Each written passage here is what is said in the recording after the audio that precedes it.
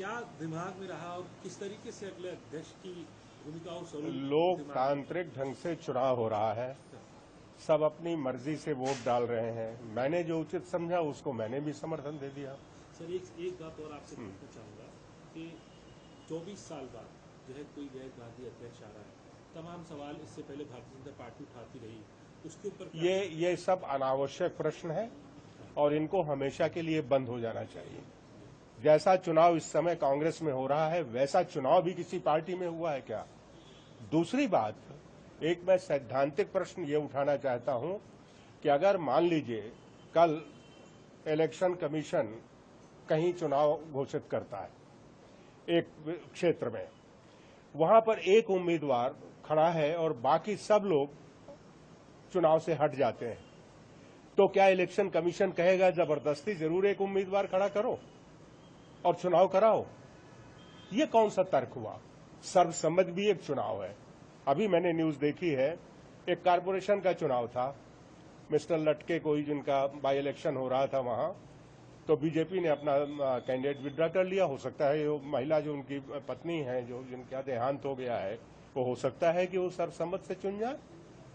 मतलब नीचे से लेकर ऊपर तक सर्वसम्मति, आम सहमति भी चुनाव है। और कांग्रेस की परंपरा में 136 साल के इतिहास को अगर आप ध्यान से पढ़ें तो उसमें चुनाव की नौबत नहीं आई।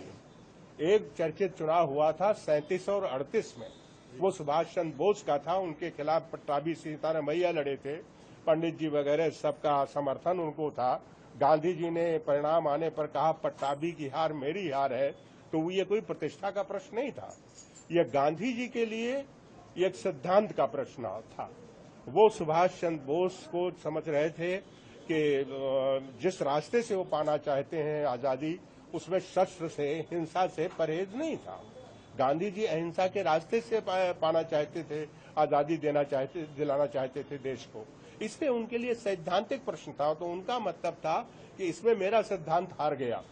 और सुभाष जी 2 बार जीते, लेकिन समन्वय ऐसा था उसी समय, ये जो पंचवर्षीय योजनाओं ये सब बनी थी, ये उनकी अध्यक्षता में आजादी से 10 साल पहले हो गया था। उन्होंने एक आजाद भारत की योजनाएं, उसकी नीतियां कैसी होंगी, इसके लिए उन्होंने एक समिति बनाई थी। उस समिति का संयोजक पंडित जवाहरलाल नेहरू को बनाया था। और ये जो बाद में योजना आयोग आजादी के बाद बना, वो योजना आयोग उसी आधार पर बना था। तो ऐसा भी दूर का सोचने वाले लोग थे। वो सैद्धांतिक प्रश्न थे। इसके बाद चुनाव कब हुए?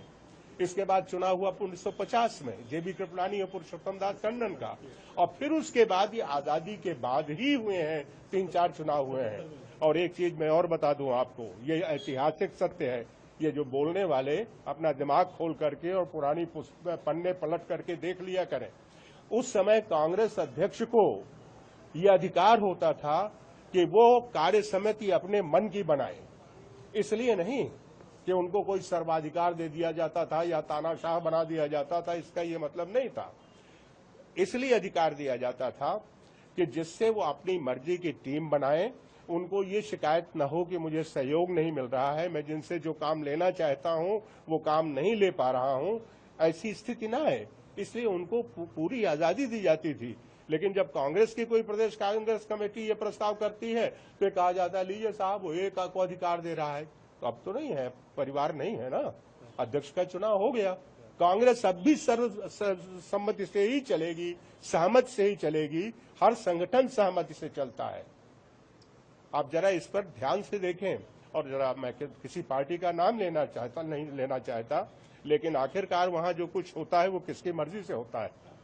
और लोकतंत्र में आम जन की आवाज सबसे ऊपर है, कोई संदेह नहीं।